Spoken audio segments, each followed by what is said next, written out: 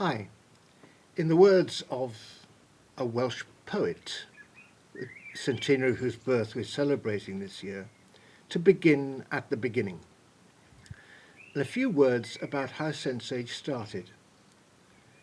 The idea came when I was attending a Grundtvig training course, a Grundtvig network training course, funded by Grundtvig, in Oldenbeesten, at the east side of Belgium. It was held by 3 or 4 experts in networking, people who actually ran networks in the EC for either the Grundtvig or Comenius networks. And it was in this room that we were working for the week. There are about 8 or 9 participants altogether. And it was interesting that most of the participants were more interested in national networks than transnational networks. Anyway, we spent the week there, had a lot of information, a lot of expertise, and in discussion with people who were leading the course, I asked about and explored the possibilities of doing a network focusing upon the needs of people with disabilities, particularly with sensory disabilities.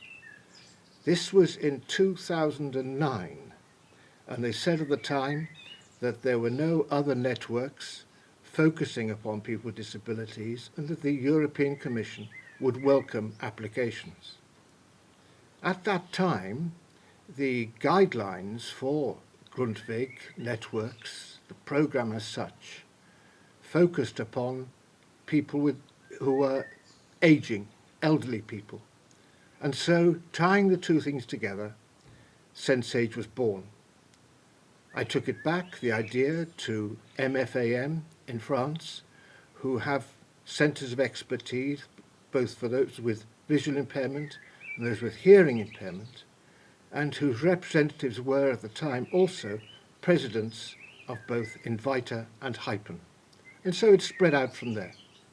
And 2 years later, we started the project, and now 3 years after that, 5 years after that training course in Oldenbeesten, we're celebrating the development of the knowledge base, the conclusion of SensAge Phase 1, maybe it is only Phase 1, and establishing within Europe, within the Commission, a real point of reference for materials and methodologies for people working with and on behalf of ageing people with sensory disabilities.